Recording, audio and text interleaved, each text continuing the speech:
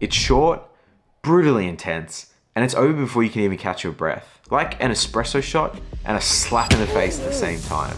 I'm buzzing, and it's been hours since the race. Welcome to Super Sprint Triathlon. It's the shortest triathlon distance, and you're redlining the whole way through a whopping 250 meter swim, 8km bike, and 2.5k run. The distances are so short that you're even more paranoid about every second. And this race taught me some hard lessons. But first, let me tell you how the video is going to unfold to set your expectations. I'm going to play a little bit of B-roll before, during, and after the event. Then we're going to cut to a car chat where I'm just going to spew unfiltered thoughts straight after the race to you. Then we might go through some lessons learned. And that's the video. What are we doing? It is dark, it's raining, it's 6:30 at the Regatta Centre. Man. Alright, let's do this.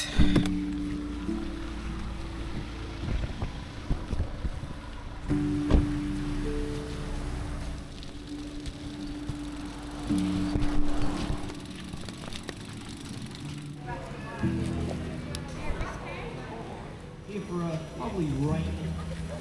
You get it roll that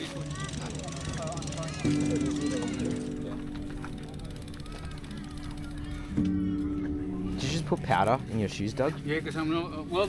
It's gonna be paste by the time. Yeah, well, they told me not to... I love it. I'm trying a suggestion of no wearing socks. Yeah, I think it's a good call, man.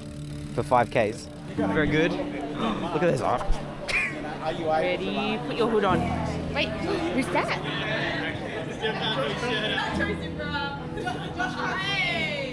Great at the moment. Just tucking about the left-hand side for us. So alrighty.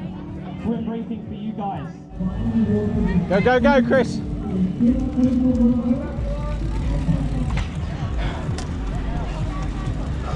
Nice, Craig. Let's go. Oh no. That's it, just take your time. Toe to toe, toe to toe.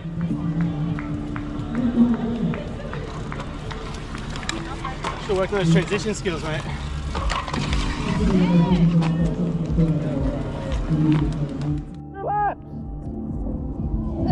2 laps. 2 laps, Chris. Come on, mate.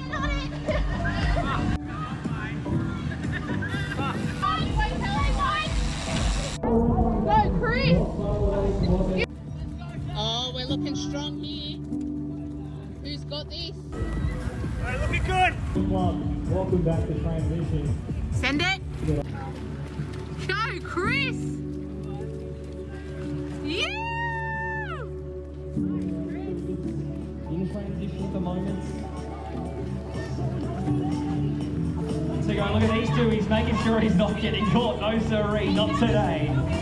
Strong finish from these two though. Taylor Mulhead.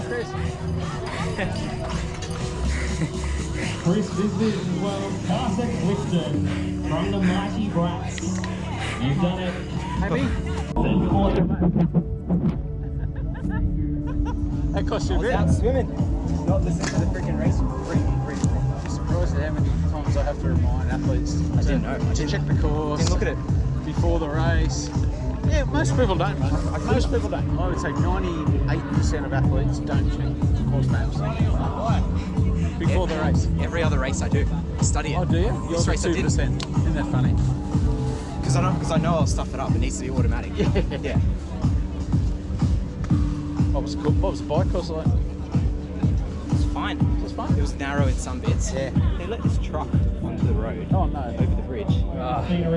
Who's this guy? How good. What time did you do, mate? 30, just over 30 minutes, 34. That's awesome. With a D-clip. And then I only did 1 lap of the bike course before I realised there's a second lap. And Pete's yelling, Chris! 2 laps, 2 laps. I jump back on, put my shoes back on, and then we go again. Yeah. Cracking race. Yeah, cracking race. We're just waiting for the next one. You Yeah. daylight second, mate. What do you mean daylight? Daylight, With it's that one. HVT is? Yeah. Nice. Here on the finish line. Well done, mate. Daz loves short course. How was that, Daz? Something like redlining, eh? You might look like Woo! a Don't forget your medal, mate. David, everything. Get Coda, presented by the lovely Sammy. Oliver Reeves. You're welcome. Ben Bailey. You guys occasionally work if there's nothing else. Occasionally fall into a pool and have to swim to the side.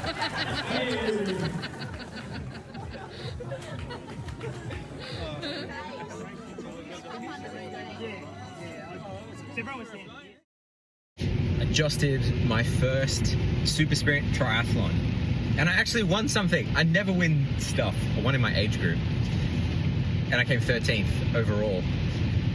It was on. Like, this is, you're 100% redlining the whole time in this event, and I'm still like amped up on caffeine, and I'm riding that high. Like, I just want to keep going, but you know, it's only like a half an hour race. Before you know it, you're on the start line and you just got to go. So the sprint, the swim, about 3 and a bit minutes, came into transition, and I was pretty happy with my transition. It was under a minute. I practiced it yesterday, so it felt very natural today.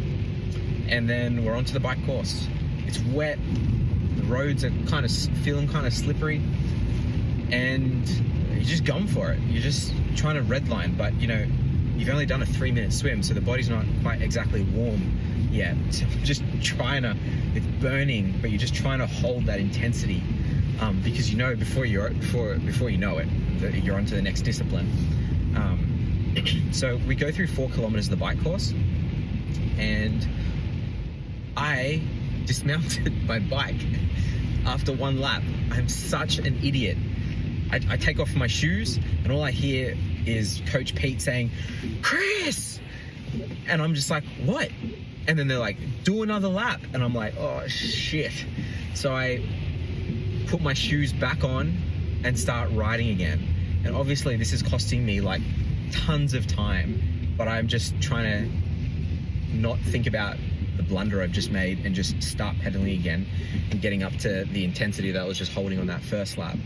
So anyway, pull my stuff together, and I just start pedaling like my life depends on it again.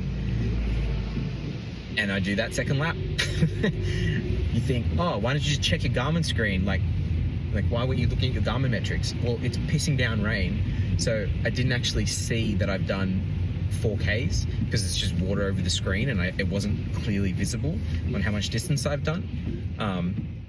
Yeah, anyway. And then I'm on the second lap of the bike course, passing people, and there's a bridge we have to cross. But there's a freaking truck on the bridge.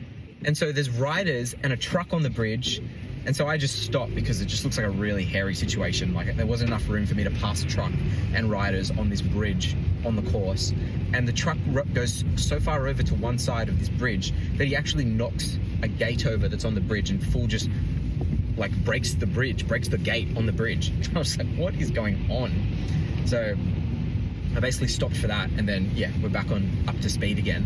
I was just like, that is ridiculous. How is that allowed to happen mid-event? Oh crap, left lane. Yep. Okay, sorry, almost missed my turn off.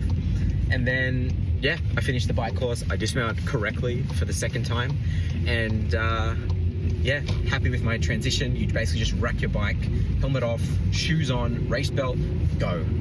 And then we're running the bike.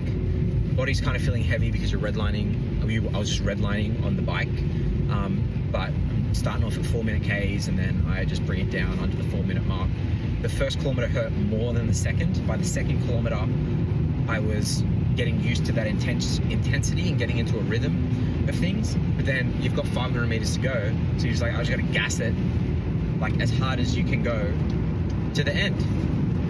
And then we crossed the finish line, and I finished in 30 minutes and 30 seconds. But I felt like I could have gone for longer. Like, I was wishing the event was a bit longer. I was first HPT person to cross the line, which felt good. And then I was first in my age group, which is awesome.